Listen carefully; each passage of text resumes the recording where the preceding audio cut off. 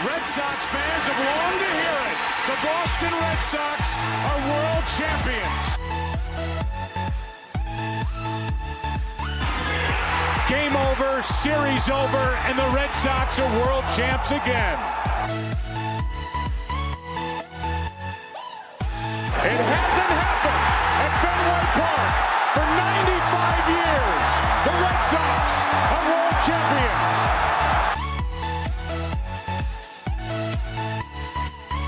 From the top on down, here comes a 1-2 pitch. Red Sox win the World Series.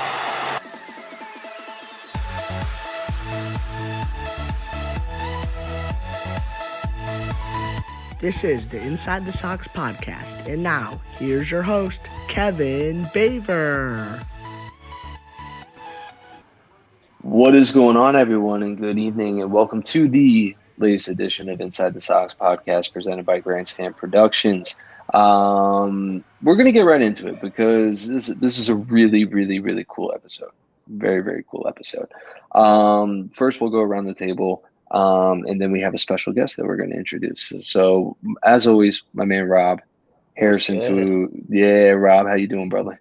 Harrison to the far right. Justin at the bottom, as always, feeding us the information that we need. We have a lot of things to talk about, but what we really need to do, big Inside the Sox welcome, Miss Erica Jones. How are you?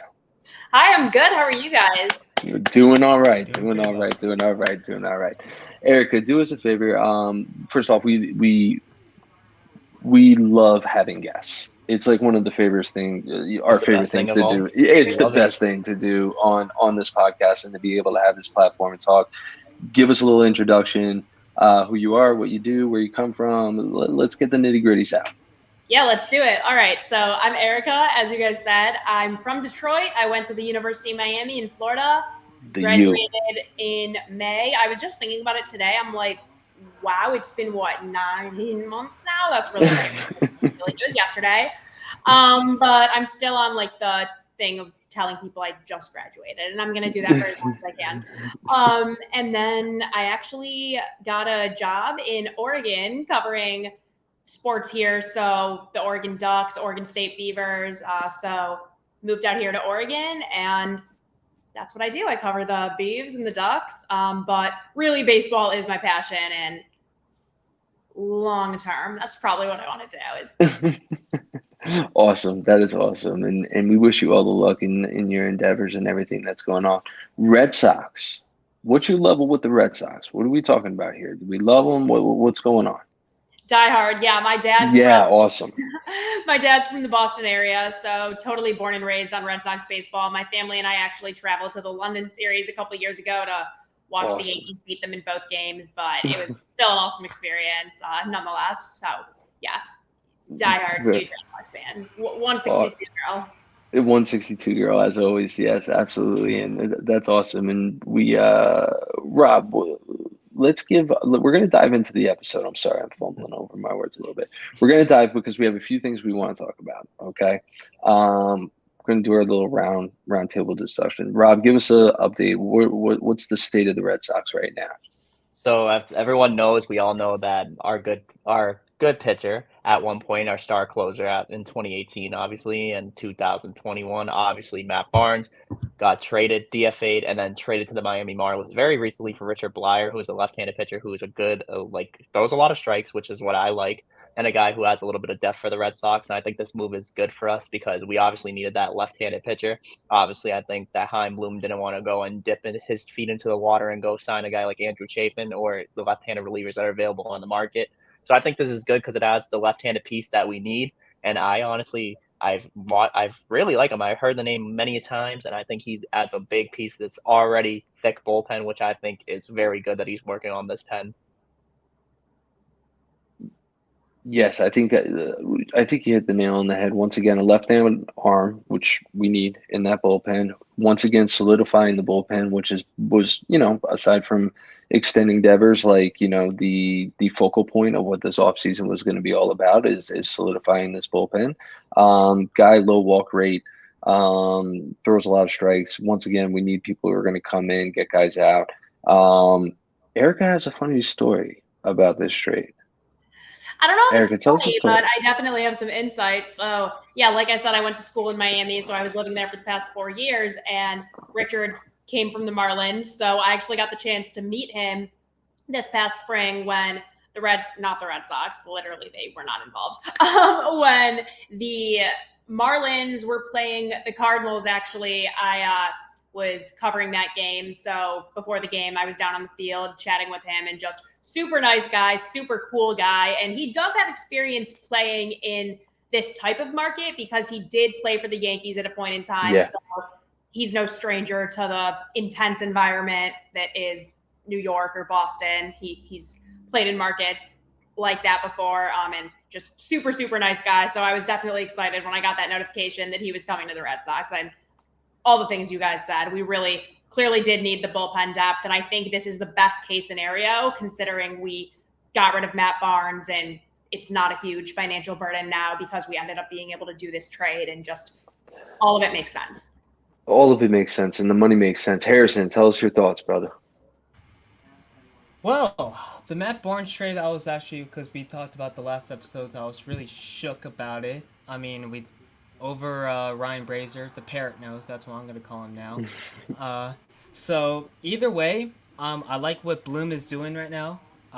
Like what Rob said, let Bloom cook, and he is cooking. We're call ourselves the Los Angeles Red Sox just because we're just signing a bunch of Dodger players.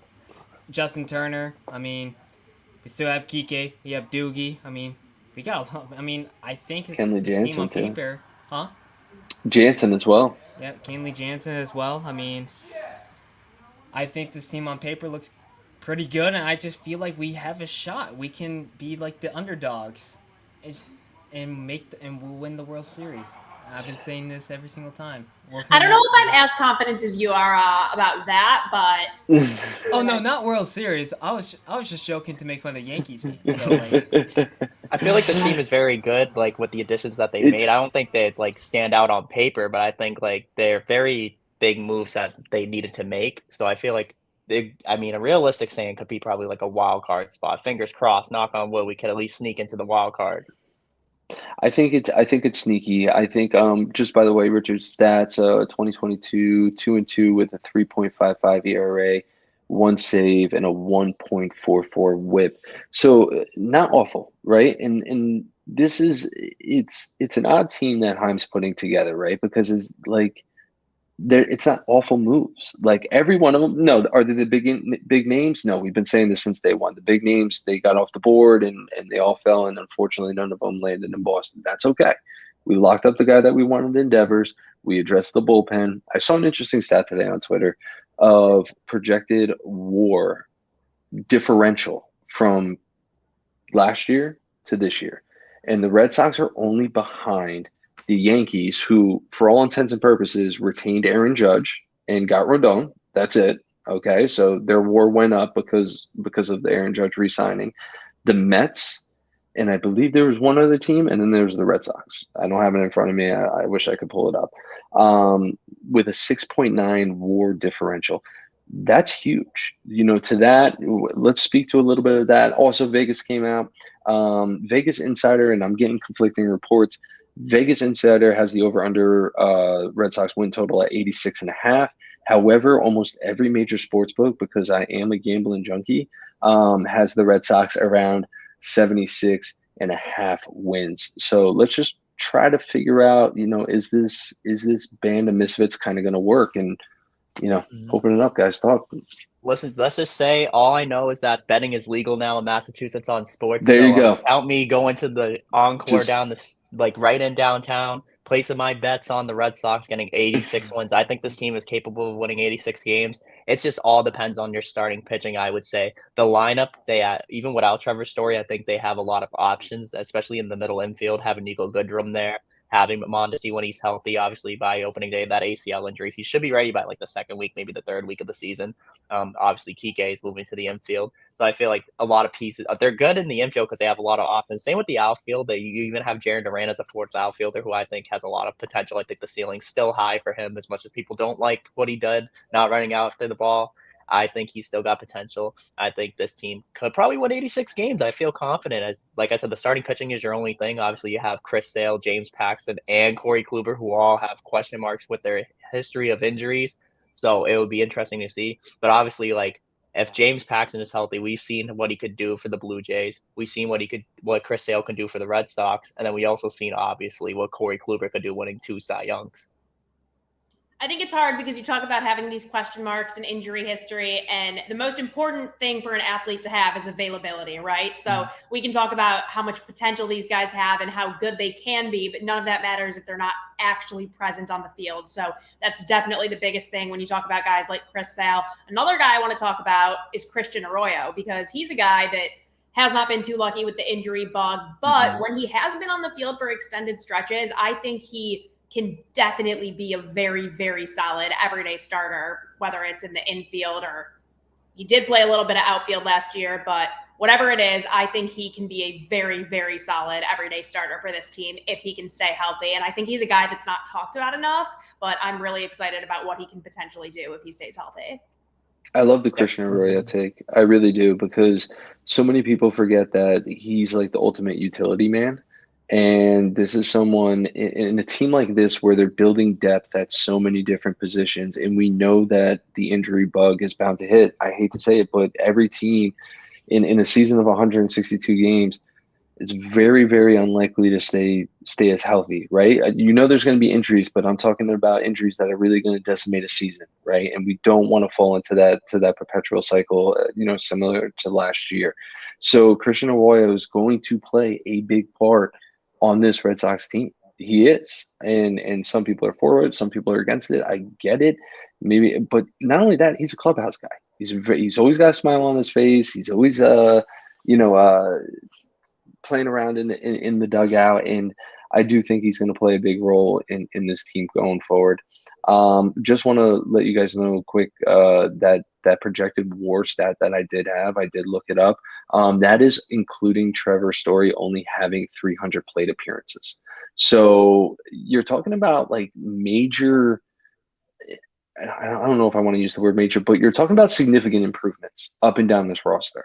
People might not like the names. People may not understand it. They may not understand the years and the terms and the AAVs and why did we go for this guy when we could have got this guy and this and that. But I've been saying it since day one. If this freaking thing clicks, watch out, because it's going to be really, really exciting. And it definitely starts with starting pitching depth and also the starting pitcher staying healthy. And the big thing I like too about the Red Sox this offseason is they finally got a closer. It's something that they've always been a question mark in a revolving door with Tanner Houck, obviously, Garrett Whitlock at times, obviously Matt Barnes rotating in and out. So I think having a solidified closer for the first time since Craig Kimbrell is a big thing for the Red Sox. I mean, Kenley Jansen, I want to say he's on the downward spiral of his career, because he did lead the National League in saves last year, but he also led the National League in blown saves. So it's like you take the good with the bad, I guess. But I really like Kenley Jansen. I think he's definitely a top 10 closer of all time. So he definitely adds a lot of good, he's reliable most. I mean, he had a stretch with the Dodgers when he first went there, and he was elite. Mind you, this is coming from a guy who went from a catcher to a pitcher. So it's like you've seen a big transition from him. And don't worry, guys. Harrison's just joining on his phone. He's kind of having technical difficulties at the moment. He'll be back very soon. But yeah, I think that adding depth for that is good. It was always a question mark. Even Caleb Ort getting saves, who I think actually is, I'm surprised he's still on the team too. I'm surprised that he hasn't been DFA. No offense to you, Caleb Ort. Maybe you do have a high potential. Who knows? But no, I think this is good. Getting a closer is what we needed. Getting some middle infield help is what we need. Trevor Story, I'm hoping June he comes back, because the surgery he had was for his UCL. That's his elbow, but he got pretty much the surgery that he got is like a faster recovery Tommy John, so that he could actually get playing time. But even the Red Sox said they don't want to put Chaim Bloom specifically. He said he doesn't want to put a timetable on Trevor Story's return. So right now, I think that trade for Mondesi is still a head scratcher, because he is kind of like recovering from an injury too. But I mean, getting rid of Josh Taylor, who was injury prone too, it's kind of like a wash hands deal. But I think, a lot of moves this team made, a lot of depth pieces added. So I think that adding some depth, a lot of people are like giving the Red Sox a C-. And this offseason, I've seen the grades. I personally think I would give them a B-. I think even without Xander Bogaerts re-signing, that's the only downfall. That's the black cloud over the Red Sox head this offseason, was not getting Bogey. But everything else, I think Chaim Bloom exceeded on. Yeah, and Eric, I just want your point of view on this because we're peeling back the onions on this team. What's this roster going to look like? What's this 40 man going to look like? Why are guys like Brazier and Ort still hanging around? And I know that the Red Sox are heavily involved in analytics. Let's talk analytics just for a quick minute, okay? Um, Things that we should look at going forward. The band shift. Okay. Sorry, I was pulling up my notes real quick. The band shift. Let's talk about the band shift. How is that going to affect players? How is it going to, is it going to be beneficial for a lineup that has some pull hitter guys? Is it going to be beneficial some guys who slap the ball the other way and there might be a little bit of gaps? Let's talk about that a little bit. Yeah, to be honest, and I don't know why, but the band shift is something that I have not spent a ton of time thinking about. And No one has. I sit around all day, every day, and think about the upcoming season and how different things are going to play out. Trust me. But for some reason, this is something specific that I have not thought about nearly as much as I've thought about like the robo umpires, or which we'll get into. Like that.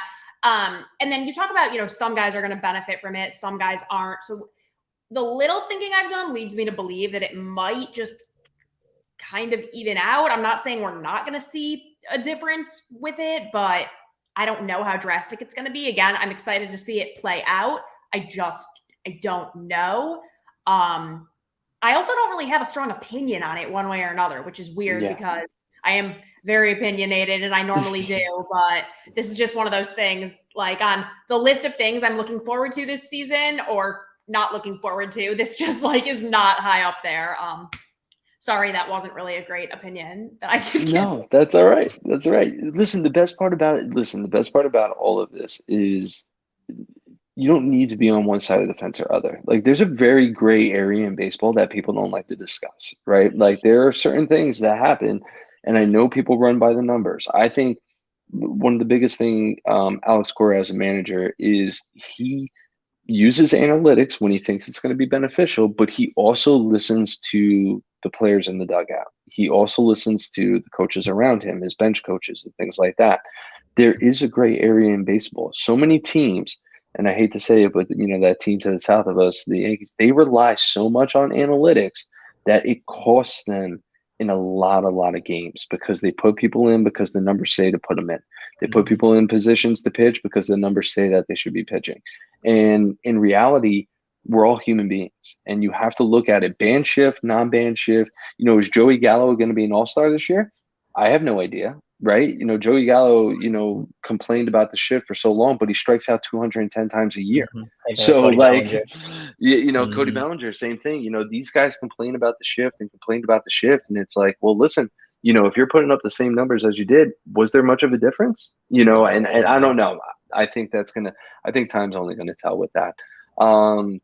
I think the shift helps us being banned too, because for the Red Sox, obviously, like this is a situation where, like, I heard Will Middlebrooks, he mentioned this before, like he obviously Bogarts left, but he said to retain Bogarts because you have two shortstops in the infield with Story and Bogarts at the time, so it helps with your shift span. Story has the range, but obviously training for Mondesi is good because he's a good defender, so you could obviously slot him and Kike together. I mean, now that you signed Duvall, obviously, if he has a better year than Kike, does that mean you're going to start him over Kike? I don't know what the move with that's going to be, but I think that it's very important that, like, now that the shift's banned, I mean, does it help you defensively? Because obviously you got to get back. You can't, because I seen what it looked like in the minors. They had like a cross line towards the back of the bag. So you can't cross past that line once the ball is pitched. So once the ball is pitched, you got to stay in between the lines, like those two sides. If you go past it, I don't know what they're going to do. Is it going to be like football where they call an offsides? Like what's going to happen? They didn't really go into details about that because offsides, obviously, wouldn't that be considered an offsides or a legal play? What would happen? Would they reward a batter to first base or a reward? I don't know. That's going to be interesting to see. And like you were saying, Joey Gallo, Cody Bellinger, they strike out more than they make contact. So it'll be interesting to see like if that band shift is going to hurt them. But I think it really helps guys who are pull hitters, such as like Justin Turner for the Red Sox, in that left, hitting it to left field with that shift being banned. That opens up the whole Rafael Devers. Same thing. You know how many outs Rafael Devers got because he hits the ball to right field and the second baseman's on the outfield grass? That'll help Rafael Devers a lot too, I think, this year. Yeah, I think it's going to be beneficial. I really do. I think that Devers, what pops out to me as far as the band shift goes, is Devers, Duvall, and Turner. Only because a lot of the power that they have is from pulling the ball. And when you eliminate that extra defender, and I don't know what it's like as a visual being a batter in the batter's box and just seeing that extra guy there, or just being frustrated that, a line drive up the middle was an out for your entire career. It was a base hit. And then all of a sudden you get to the majors and they have this shift, and all of a sudden you're getting thrown out at first. I think these pull guys, when they're not going to be smacking it off the monster and then they're not going to be hitting it over, I do hope it leads to more hits. We do have Harrison back. Harrison, you're with us, my man. Yeah, I have to deal with noises, so loud noises. Yeah, no worries. No worries. Band shift. We're talking about the band shift. What your thoughts, brother? Honestly, I agree with what Rob says, so yeah, let's just... yeah, We'll I had to deal with noises. Yeah, no worries. So listen, we have things to be excited for. Erica, give me some things that you're excited about this team about. What is exciting about this Red Sox 40 man that jumps out to you, that says, you know what, all the haters out there that says we had a C- off season, we're going to finish in the basement of the AL East. What are we looking at? We have Brian Bayo. I'm really Yes. excited about him. This is a guy that I think has potential to be the ace of this team within the next few years. Super excited, Harrison. I see you're excited about that too. No, I don't trust him. And then also Tristan Casas, another guy, these young prospects that got a little taste at the majors last year, but we still have so much to see from them. I'm very excited about both of those guys. Again, not necessarily something we can rely on just because we don't know.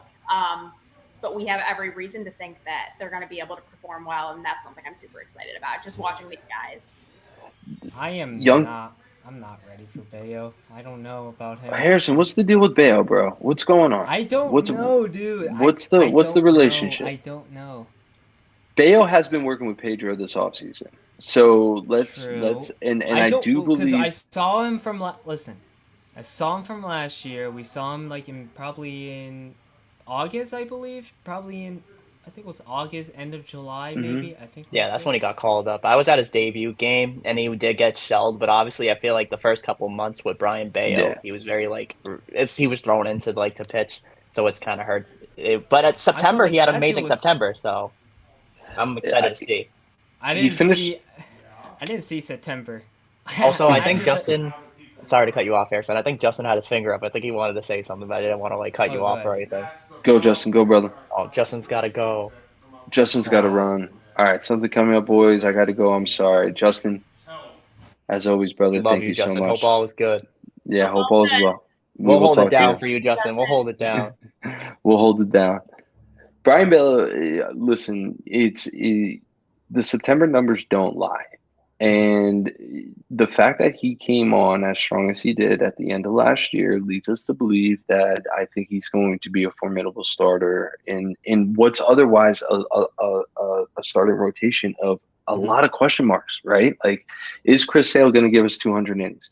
I'd be happy with 180 innings, to be honest with you. What is James Paxton doing? He wasn't at winter weekend. He wasn't, no one's really talking about him. Where is he? Corey Kluber. We know that he just had Tommy John a few years ago. What was it with the Yankees when he did a small stint with the Yankees? He pitched okay with the Rays, but once again, another aging pitcher. So to have a young guy in Brian Bayo that is it's kind of like a hope or optimism, I guess is the best way to put it, because when you're looking at this starting rotation going forward, and I'm not just talking about 2023, I'm talking about the rotation going forward. We talked about the farm system all the time, how Chaim is really invested in the farm system. And by the way, rankings came out today. A lot of people were ripping the farm system apart, but their biggest criticism for the Red Sox farm system, which I thought was kind of rightful, was starting pitching. We lack the arms, and I feel like Chaim is doing the best he can to put guys out there that are just going to eat innings. That's what we need. We need guys who can stay healthy and eat innings, and I think that's what's going to build a competitive club this year. I really want them to have Houck start. I think Houck should be a starter for us. I really think either like if it's like because they said they're gonna have a traditional 5 like pitcher rotation, Hmm. but do you really think that they should like? I personally think that they should have a rotating door as the 5th starter. Like see how Whitlock does as a starter, give him some innings, maybe even rotate Houck in there. But then also I feel like comfortable with them when if they call up like a guy like Brian Mata soon because he's pretty good in the minors. He would be a good starter to add to. From both Houck and Whitlock, I would just like to see them have a role. And I think the problem is Hmm. they've been tossed around a lot for obvious reasons, injuries. They've needed to be. I'm not blaming anyone for that. You work with what you have on your roster, right? But in order for either of them to really be superstars, which I think they both have potential to be, they need a role. Are they closers or are they starters? I think I'm fine with either. I just want them to be a decision, and then they can really reach their full potential. And I think that's the key. I mean, when we look at minor details, and there was something that was interesting that was floating around the Twitter sphere, and like simple things like Jaron Duran being named, with that second baseman next to his name, where Jaron Duran, for all intents and purposes, played his entire life as an infielder, and then all of a sudden last year he's running around in center field for the Red Sox and fumbling over himself. I don't blame a guy like that. I mean, yeah, his antics and his attitude can be kind of like, at time, like, come on, kid, like, let's get it together. But it was a very hard year for Durant. The other one, just like Erica just said, Tanner Houck, being told, prepare to start, right? Having that little SP next to his name when you look up his bio on the internet is huge, not just because is he going to be a reliable arm in the starting rotation, but then it adds to his trade value. And I'm not saying trade value in spring training, and I'm not saying even before opening day. I'm saying, come July, what does this team look like? And if they're going to be some, trying to make some moves for a playoff spot or whatever the case may be, or if they're in bad shape, I think Tanner Houck can kind of go either way, because if you're in bad shape and you're looking to add young talent, well, people are going to want Tanner Houck. And if you're a good team and you're looking to add talent, guess who's the number one name who's probably going to come up? It's going to be exactly. It's going to be Tanner Houck. Miami really wanted him too, so that's one thing yes. that the Miami. I'm surprised they didn't throw like him in a deal with Matt Barnes to Miami to get like a guy like Edward Cabrera or Sixto Sanchez. So I'm really surprised that they like held on to Houck, and I think the reason why they're hanging on him is they got a plan for him. I think and like you were saying about also Jaron Duran. Not a lot of people can make a transition like little league to second base to the outfield unless you're Mookie Betts, who's a 5-star like athlete. But I think Duran's gonna play now that he knows his role. I think he's gonna be a good 4th outfielder for us. But yeah, I'm surprised Tanner Houck didn't didn't get traded in that Miami trade, because his name was linked to going to Miami with all those trades, and obviously Pablo Lopez before he went to the Twins in that trade. Well, go ahead. Yeah, I'm glad we did keep Tanner Houck because he's so young and I think he has a lot of potential. So I definitely would have been sad to see a guy like him go to Miami. I'm glad that did not happen. Yeah, I mean Tanner. All we hear about Tanner is upside, upside, upside, upside. And I really do believe just his body, his frame, the pitches that he throws. I do believe that he can add a tremendous amount of value to this team. Let's pivot to Garrett Whitlock for a second, because that's a name that we've been thrown around a little bit. Harrison, what's your thoughts? Garrett Whitlock being a starter. Now, this bullpen has a lot of freaking arms. So, and yes, I try to keep it PG here. So I really do believe that Whitlock is going to start in the starting rotation. And no matter how this season goes, he's going to end in the starting rotation. So I just want to make that clear. We saw him midway through the season against the Houston Astros, a little bit of the Seattle Mariners. We've seen him. He played pretty well. He did really well as a starting pitcher. But seeing him he's a bullpen guy. But either way, I won't mind him as our starting pitcher. I mean, he'll be better than James Paxton, which I just think that he's going to get traded soon. I don't trust James Paxton whatsoever. He didn't went to the winter weekends. What is James Paxton going to do? I don't think the Red Sox would just give him like guaranteed money like that just to trade him. Like it's kind of like a Brian Brazier situation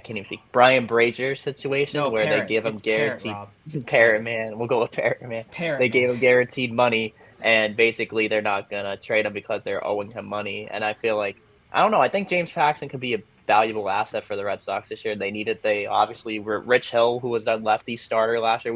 I feel like we have a rotating door of lefty starters. Eduardo Rodriguez a couple of years ago, Rich Hill Yeah. last year coming in. Mhm. But I feel like James Paxton is going to be that left-handed guy out the rotation. And I honestly think that Garrett Whitlock, I agree with you. I personally prefer him as a bullpen guy. I prefer Tanner Houck as a starter because I feel like Tanner Houck, that slider is one of the best sliders in baseball. It's an underrated slider. It's like Chris Sale-esque. It's like a right-handed Chris Sale. Even I saw a video when Tanner Houck was first pitching.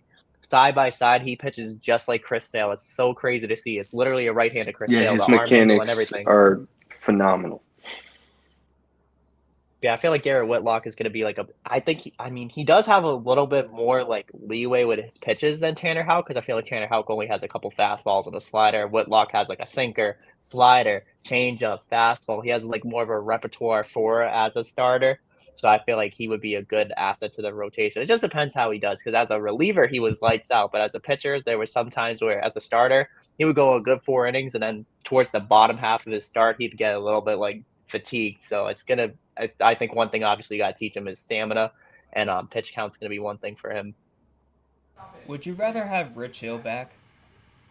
I think he's a good veteran leader, but I don't. Last year, I mean, Fun fact about Rich Hill in the 4th inning last season, he had a 0 ERA in the 4th inning, which is kind of funny to think that in that 4th inning he was lights out. But no, I love Rich Mount. I love Rich Hill, aka everybody calls him Dick Mountain, but I love Rich Hill. He's a great veteran leader. I think he's going to help that Pirates team a lot, especially with the young guys. Him and Andrew McCutchen also coming back, so I think they're going to be very good to have like a little bit more leadership role and mold those young players.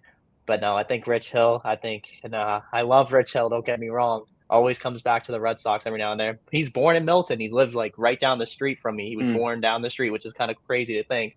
But no, I think he's gonna be good in Pittsburgh though. Yeah, I'm excited for him. I'm happy for him that he was able to get paid and he's going to be 43 this season, I think. 43, yeah. Brady of baseball. That's crazy. So, yeah, like you said, having those veteran leaders on that team is going to be good when you have such a young core on a team like the Pirates. The Red Sox, I feel like we have enough of our veteran leaders with Kluber, Turner, what's the obvious one that I'm missing that we Jansen, Kenley.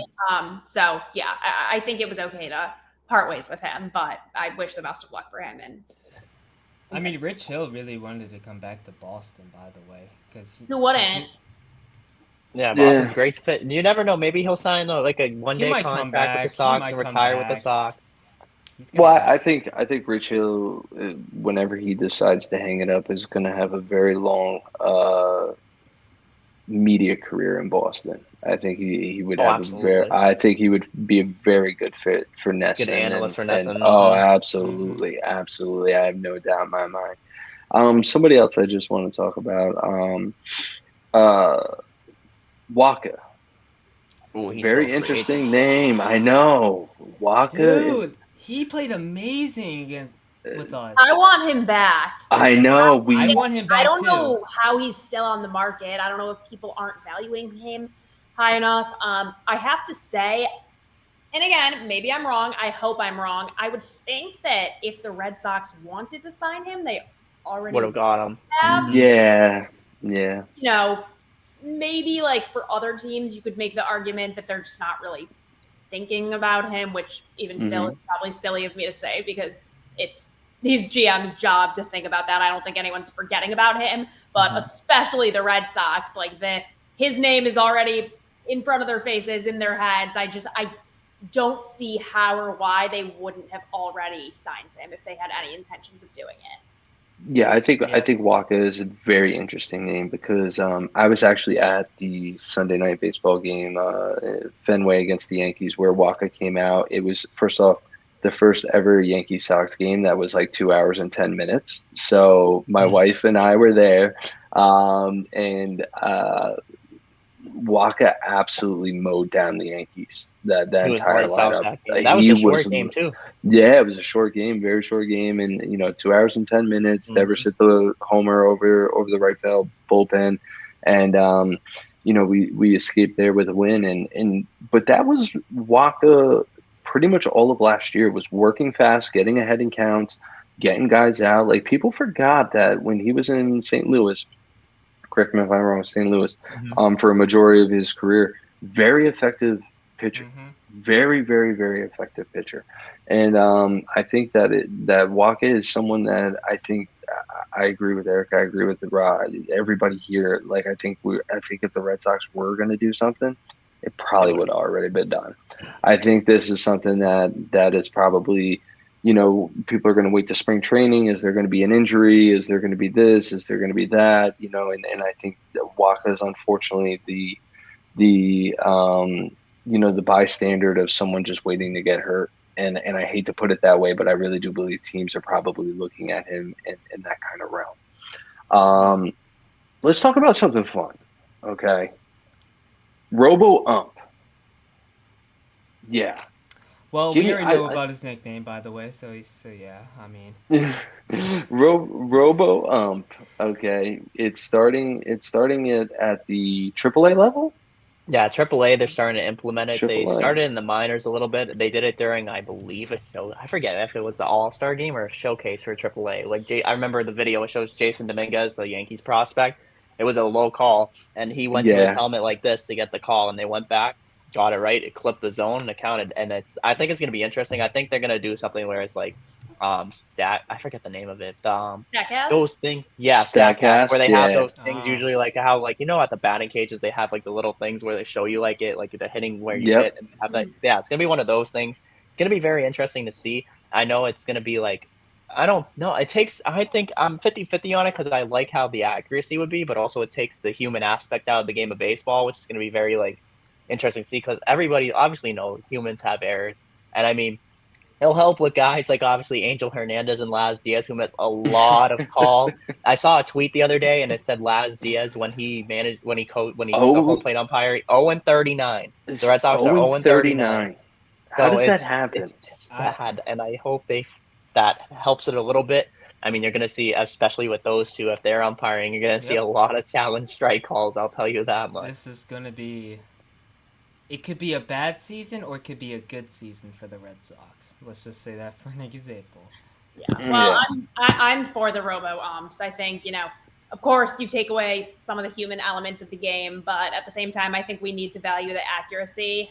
And there's just too many instances, not even just in baseball, in so many sports, you see like what happened with LeBron the other day. And there just needs to be more accountability on these umpires, and whether or not that means robo-umps, whatever it is, I'm okay with something that's going to get these calls more accurate because it's not fair to the athletes. It's not fair to anyone involved in this game. And my brother and I talk about this all the time. Every person in the world can see where these pitches end up. You can pull up your phone, go on StatCast. Yep. Every person sees that except for the person behind the plate, the only person who really needs to see it. They are the only person that doesn't have access to what everyone else has access to with StatCast, and that needs to change because it's not fair.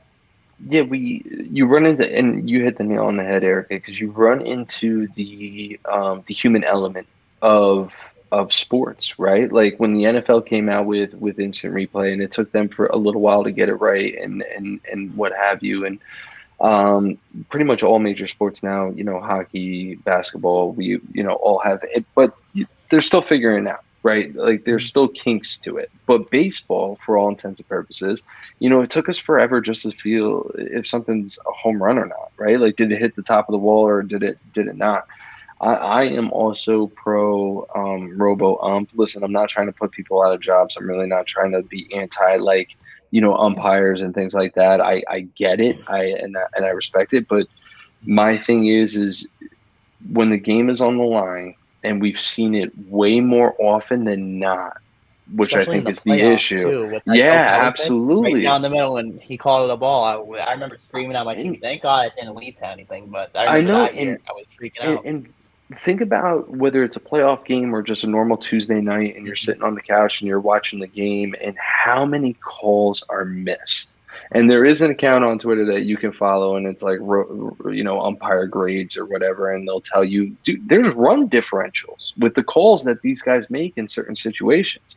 2 outs, low strike 3 call, a walk in a key situation, missing pitches all day, and these guys are graded, and I get it. We also want the human element, right? We want the element of kind of the human brain trying to process anything, but as Erica said, we can all see it, and the one person that needs to see it is that guy behind the plate. Exactly, is the person behind the plate. It is get an earpiece and have it linked with the Statcast. So like they obviously it's kind of hard to. It depends because there's like input lag and stuff. Find something that doesn't have input lag because they have access to like the big technology. But maybe even MLB like they have an earpiece and maybe the people watching at like in the MLB home office or wherever they do, they can relay it from Statcast, letting them know if it's a strike or a ball, like a buzzer or something even. Jose Altuve had to throw that joke in, but no, they can like do a buzzer or do a thing where they say a strike ball so that at least they can hear it right away and call it right away. And obviously if a player has a problem with it, it's 100% accurate with the Statcast, so they can't like really get upset about it. Yeah. We need to learn more about it. We need to see it implemented, but on paper and just talking about it, it does seem like it's a good solution to fix a lot of these problems, and I'm really, really excited about it. Absolutely. And it's going to be interesting to look at the data that is pulled, from this kind of trial period in AAA. And I think it's going to be exciting for the players too. I think, we have the ump show, right? And some of these players get shown up by umpires and things like that, and they don't like it. And, that low ball or that low strike, and all of a sudden they tap their head. Hey, let's get this one right. Let's get this call right. How many times did the Red Sox have that? Last year. I know. It reminds me, even that play, I thinking about it too, like there's plays like that Rougned Odor call when, speaking of Matt Barnes, when he threw that pitch and it was like right at the chest, and the ump called the ball, and the Red Sox won the game because of it, because later that game, Bobby Dahlbeck hits a go-ahead home run. So it's like, that's another way of that it alters the game. So it could be a good change. I think if they implement it in AAA, get some testing on it, see how it does, and if it's ready for a major league. Because the pitch clock's getting implemented this year too a little bit more. Yeah. The pitch clock's finally getting implemented more. So I feel like testing it in the minors is good because it allows players not only – this helps players that develop too, because the minor leaguers get to experience it too. So when they get called up to the major leagues and they have it implemented, it's an easier transition with the rules. Yeah, that's another thing I didn't think about. You talk about pitch clock and all these things they're trying to do just to make the game shorter, to grow the audience, because people just don't have the attention span to sit through a 4-hour game, right? So if you have robo-umps or whatever, every time it's going to be 100% accurate. You're not going to have to debate. There's going to be no challenging, at least for balls and strikes, and that's another thing that'll make it go quicker, because it'll just right away – ball or strike. Move on. Now, here's my one issue with the pitch clock. My instinct tells me that most big league pitchers, and I'm talking like the top tier guys, right? Like the Chris Sales, the Garrett Coles, the Sandy guys, all these big name pitchers, they love and work off tempo, right? They love and work off tempo. They're not the guys that are abusing the time on the mound. They aren't. I mean, there's some guys that love to take 30, 40 seconds in between pitches. That doesn't need to happen. How much does tempo come into the fact of when you're pitching? How long is the pitch clock going to be? Do we know those things, or is this just kind of up in the air right now? It's kind of like up in the air, I'd say, but it's going to be interesting to see, especially with guys like Max Scherzer and Chris Sale, who will get fired up off of bad calls and like stuff like that, and like things going on. Because like especially like there was a time where Max Scherzer, like he gets fired up, like he gets angry sometimes about calls. Same thing with like any pitcher, like Chris Sale, even like it fires them up. So it's going to be interesting to see, because obviously that takes away that aspect out of their game. But obviously they're a little bit more locked in because they know they don't have to worry about the calls being messed up. But I think it's gonna I think pitch clock also is good, because like Max Scherzer was talking about it on a podcast hosted by Draftnik Mark, who's like a YouTuber and stuff, but he's a very big Mets fan. He was talking about how it's good because he has 90 seconds, and it like he was talking about the stolen base aspect too. Like there could be more stolen bases because pitchers obviously can't take as much time. It might be different now. Maybe the stolen base goes back up, but now this means pitchers have to they could like sit there. The clock's at 30 seconds. They could take as much time as they want standing there with the ball in their hand until the pitch clock goes down. So maybe that gives opportunities for more stolen bases to happen. Maybe even it takes away less stolen bases because some pitchers might be the type of pitcher that sees the clock and rushes the clock. So it changed definitely a lot of the game, the pace of the game. And I think another rule that I really like, and I think that what has worked for the game of baseball is the second base, the ghost runner rule. I think it's been since it's been implemented, it has sped up a lot of games because even though there's been some games with some offenses that go into like 18 or 17 innings, like the Twins last year going into that 18-inning game because the offense was abysmal.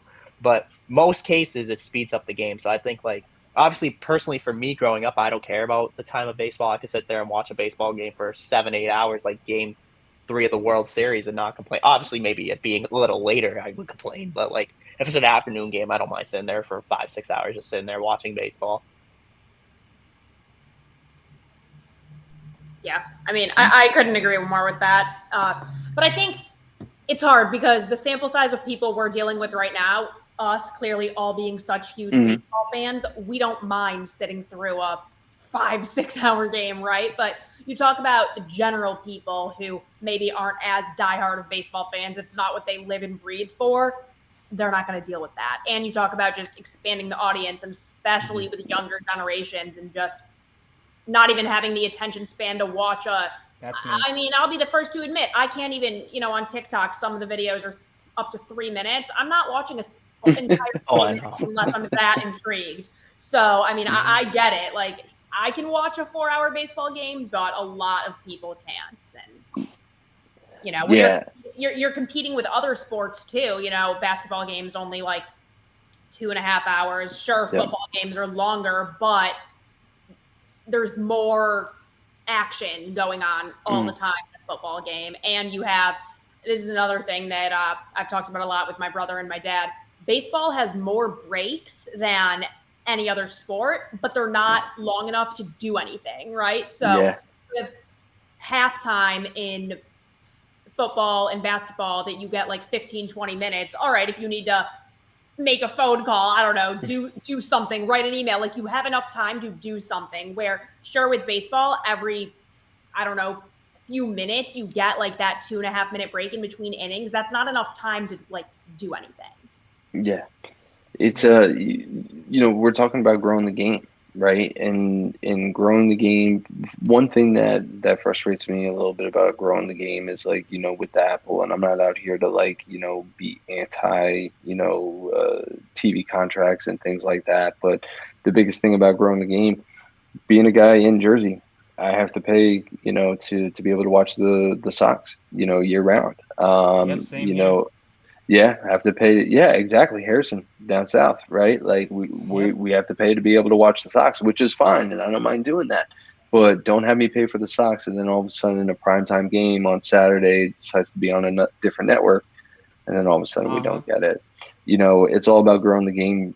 Growing the game is part of that is visibility, and whatever. I'm not going to go on a crazy tangent about that. I think we're all excited for this season. I think we're all excited for our beloved Red Sox. I think this is going to be interesting. I think this band of misfits that have come together, as we all talked about, health is going to play a big part of that. How are they going to fit together? We talked about some of the different, baseball, operations, standpoints, the changes that have been made. And I'm excited. I hope everybody's excited. Baseball is this month, guys. We're getting there. Spring. I know, it's so crazy. Wow. It is so crazy that pitchers and catchers are going to be reporting in a few short weeks, and also the World Baseball Classic. That's going to be fun. Oh my God. If you guys love baseball, it's like the World Series in March, especially if you love your own whatever country you root for. I'm going to be rooting for USA and Italy, but obviously Dominican Republic has a powerhouse team. Oh my God. I'm so excited to see that Dominican Republic team. I mean, it is it's stacked. It's like a video game. Yeah, it's like a video game. It's literally better than any all-star team you could come up with. It is crazy. It is absolutely insane. I was looking through the rosters and I'm just like, oh my God. 1 through 9 is just, it's absolutely incredible. And it's going to be fun to watch. Yeah, 1 through 9. And then you have Sandy Alcantara as your Yes. It's ridiculous. they're going to be fun. Team Puerto Rico, obviously another one that's going to be fun to watch, and Yep. and obviously Team USA, we're going to be looking at it as And Japan will well. be good, no doubt. Oh, absolutely, Japan always, yeah, absolutely, Shohei Japan. So Ohtani. basically, Shohei everyone's Ohtani's going to out be there. great, and it's going to be Yeah, fun. it's going to be. It's good for the game of baseball. It really is because it gets a lot of culture. I look at it like the World Cup. It gets like a lot of cultures out there. Everybody can root for their own team, whether you're a baseball fan or not. Maybe in a couple of years, I'm not saying it'll be as big as the World Cup, but if baseball continues to grow, which it has been growing the past few years, especially with MLB The Show putting young marketable guys on the cover. Like even though Jazz Chisholm's not, I mean, I like Derek Jeter on the cover. Jazz hand in hand, but I do like the cover. We I think should have it's gotten into flashy. that. So Yeah, that's been a interesting debate, I guess, just I like it. with Jazz being on the cover. Yeah. I think it's hard because I think J-Rod was the clear, obvious choice. Yeah. So I don't really understand like how or why.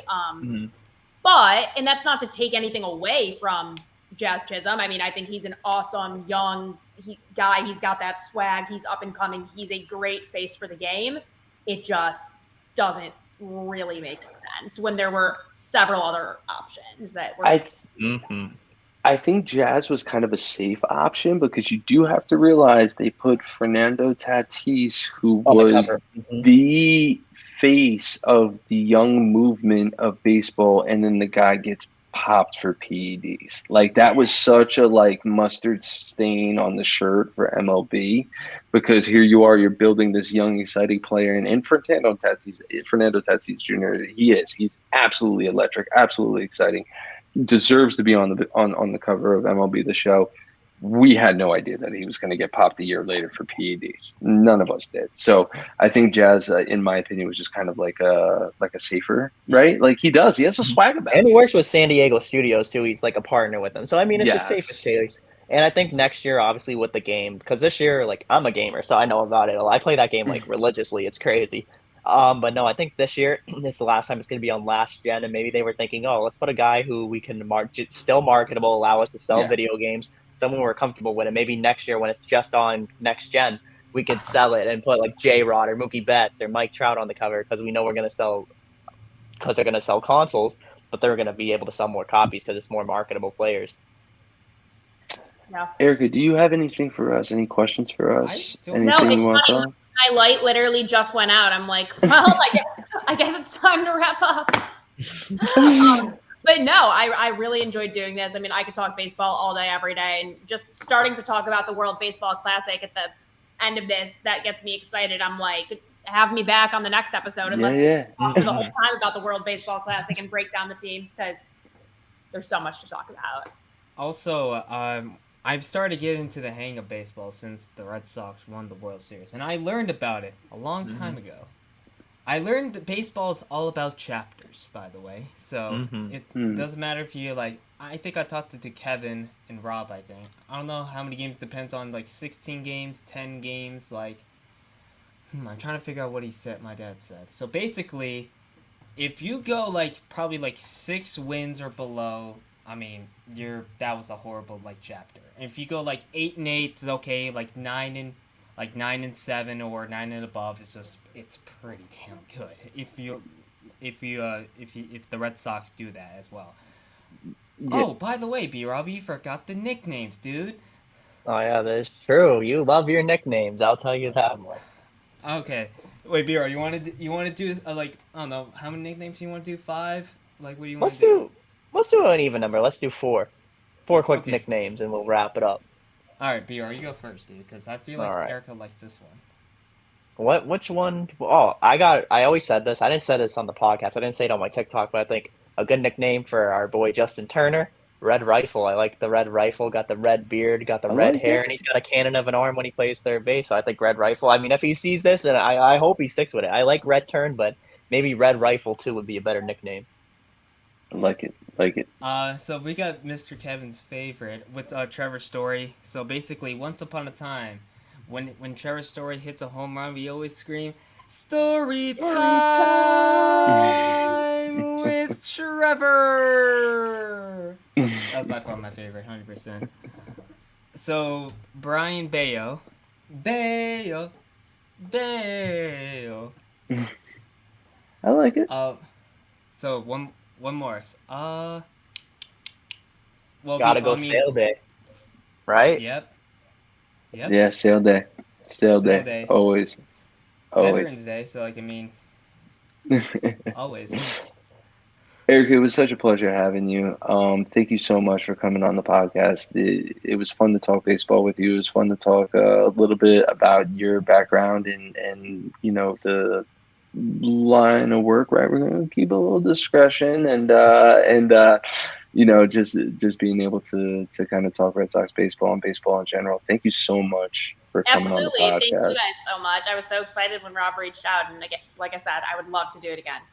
We'd love to have you again. We always love to have coming you. back members, and especially throughout the year, we're gonna always have returning members.